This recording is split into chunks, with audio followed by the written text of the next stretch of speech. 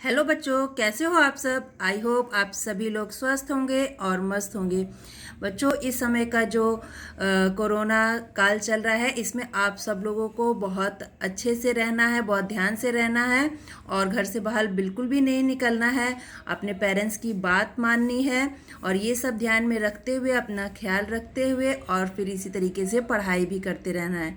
तो जैसा कि मैंने फर्स्ट क्लास में अपने बताया था कि हम लोग भाषा, लिपि और व्याकरण, इन तीनों के बारे में मैंने बताया था। तो उसी से संबंधित आज मेरी दूसरी क्लास है और इसमें मैं आप लोगों को बताने जा रही हूँ कि कौन सी भाषा कहाँ से उत्पन्न हुई है और किस लिपि में लिखी जाती है। तो बच्चों, जैसे कि आपको पता है कि भाषा वो होती है, उसे भाषा कहते हैं जो हम लोग आसानी से बोलते हैं और सामने वाला व्यक्ति समझ लेता है, वो हो जाती है हमारी मौखिक भाषा। और लिखित भाषा वो होती है जिसे कि हम लोग लिख करके और सामने वाले को समझाते हैं, तो वो लिखित भाषा होती है। इसी तरीके से होती है लिपि, यानी कि लिपि वो होती है जो किसी भाषा को लिखने के लिए हमें जो सहायक जो वर्ड होते हैं, उनसे जब हम लोग लिखते हैं तो वो लिपि कहलाती है। तो कौन सी भाषा किस लिपि में लिखी गई है, आज हम लोग इसके बारे में ही पढ़ेंगे। तो बच्चों, हम लोगों ने मतलब मोटे मोटे तौर पे ये जाना था कि हम लोगों ने हिंदी भाषा को किस लिपि में लिखा जाता है, अंग्रेजी भाषा को किस लिपि में लिखा जाता है, किस लिपि से लिया गया है, ये सब हम लोगों ने देखा था। लेकिन अभी हम लोगों को जो है ये देखना है कि और भी जो सारी हम लोगों की भाषाएं हैं वो किस लिपि से संबंधित है। तो आज की वीडियो इसी पर है।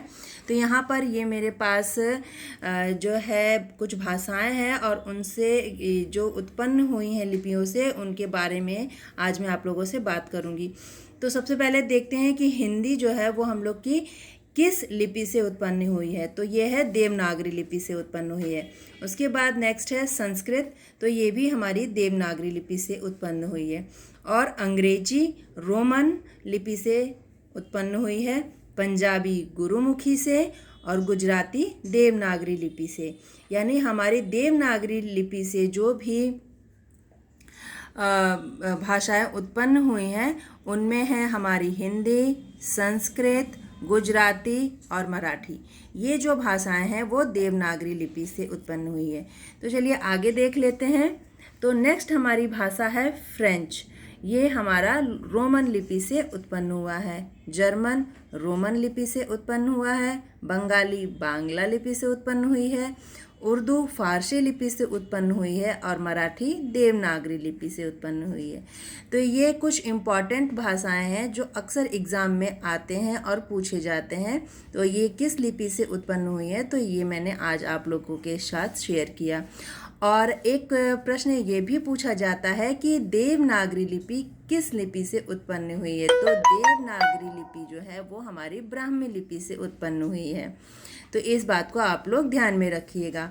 और इससे संबंधित हमारी हिंदी जो राष्ट्रभाषा है, ये कैसे राष्ट्रभाषा हुई, कब इसको राष्ट्रभाषा के रूप में मान्यता प्राप्त हुई, तो इसके लिए आज मैं आप लोगों को एक चीज़ बताती हूँ कि 14 सितंबर 1949 को हिंदी भाषा को भारतीय संविधान में राष्ट्रभाषा के रूप में स्वीकार किया गया। इसलिए भारत में हर वर्ष 14 सितंबर का दिन हिंदी दिवस के रूप में मनाया जाता है। हम लोग भारत में जब भी हिंदी दिवस मनाते हैं तो वो डेट 14 सितंबर की होती है। ये भी बहुत इंपॉर्टेंट क्वेश्चन है। 14 सितंबर सन 1949 को राष्ट्रभाषा के रूप में हिंदी का गठन हुआ था। अब ये भी मन में एक आप लोगों के सवाल उठ रहा होगा कि हिंदी को ही राष्ट्रभाषा क्यों कहा गया, जबकि हमारे भारतवर्ष में बहुत सारी भाषाएं बोली जाती हैं।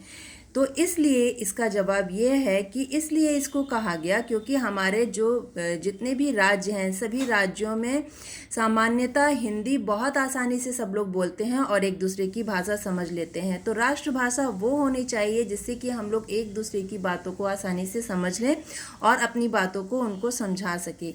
तो ये हिंदी जो है सभी राज्यों में अधिक से अधिक बोली जाती है, इसीलिए इस भाषा को राष्ट्रभाषा का रूप दिया गया और 14 सितंबर को हिंदी दिवस के रूप में मनाया जाता है।